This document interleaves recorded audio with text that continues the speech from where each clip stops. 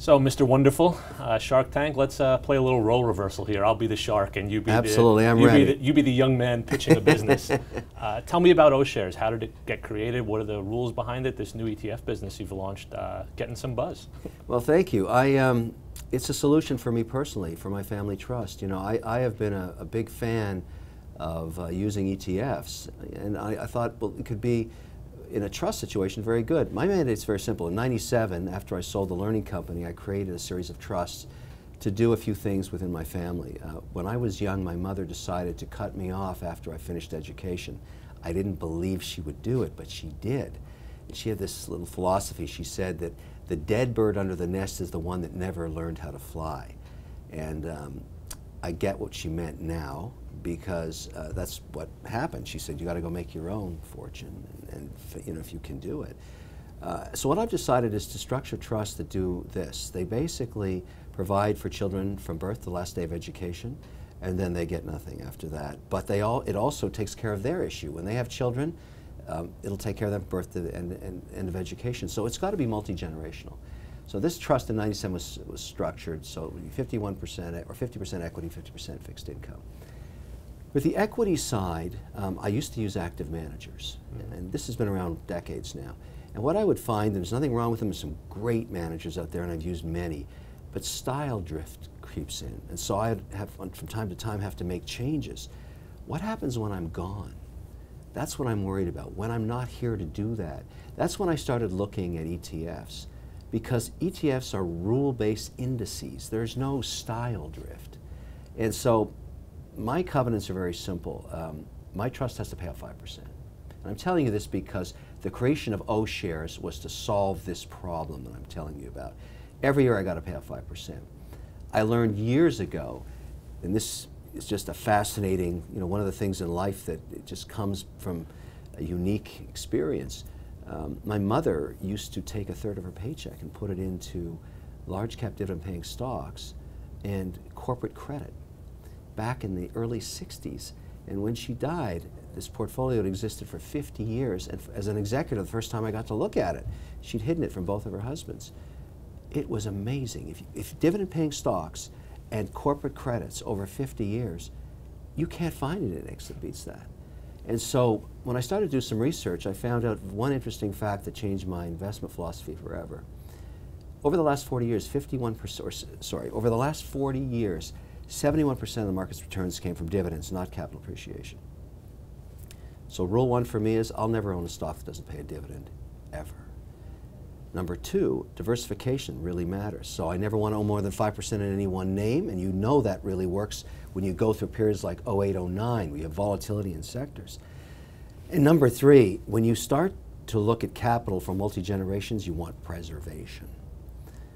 So I thought I'd go to the ETF market to solve for it, and I found out something very interesting that I think others have found out recently as well. The first generation of ETFs are market cap weighted indices. So over time, when companies grow their market cap, they become an inordinately large piece of the index.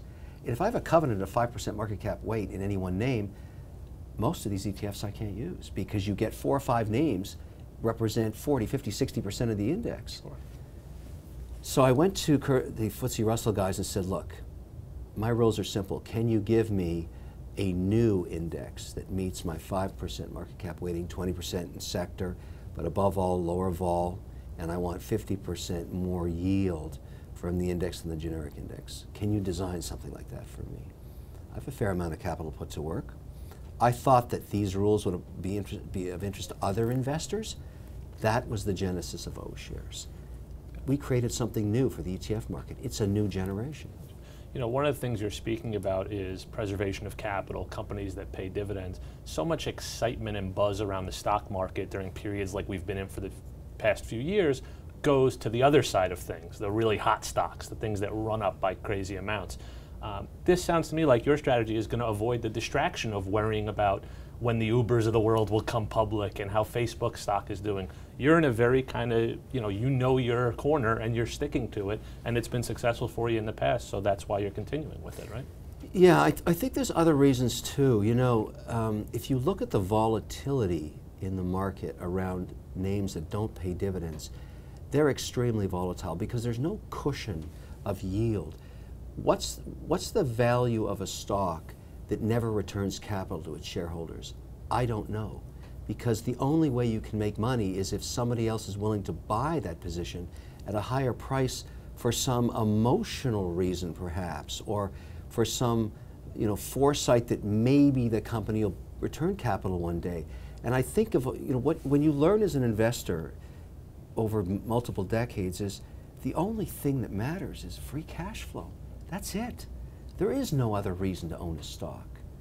And with that philosophy, it brings you into a place where you focus on a company's ability to generate incremental cash flow, because just owning a dividend-paying stock is not good enough, because let's say we find a stock today that's paying a 3% dividend yield, and tomorrow, because its forecast for sales get cut in half, the stock drops by 50%. Now it's yielding 6%. I don't want to own that stock either. So my tests in this index that I've created with FTSE Russell looks at the balance sheet.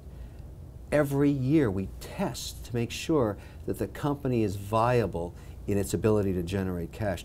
This is extremely conservative investing. This is for the long haul. These tools are not for, as you're suggesting, for spicy, the hot stock du jour. I've done that. I've been there.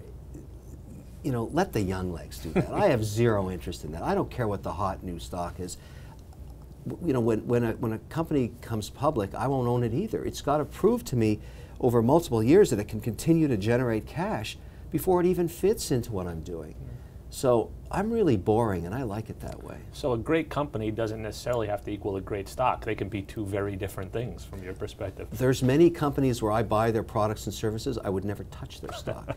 So, it's sort of, we're talking about real money here, the stuff that you need to preserve. When I think about my family trust, I can't afford to mess around with that. I'm guessing it came from your mother, but what would you say was the best piece of financial advice or business advice you ever got in your long, lengthy career? When I was 7 and my brother was 5, she would take us to the bank with her, because that's where you would buy bonds back in those days. You could actually buy the certificate with the coupons every 6 months. You'd clip them off. She'd say to us, boys, never spend the principal, only the interest. I had no idea what she was talking about. That's all I do today. In my world, you never touch your principal. You adjust your spending habits, your gifts to charities, your use of capital based on how much you can generate from your portfolio. I view my portfolio and my trust and my positions as a chicken on a spit dripping cash. Everything has to generate yield, whether it's a fixed income position or an equity. It has to, the only reason it can be in my world is it's generating capital back to me. I take that, I disperse it. The family lives off that, the charities I've committed to.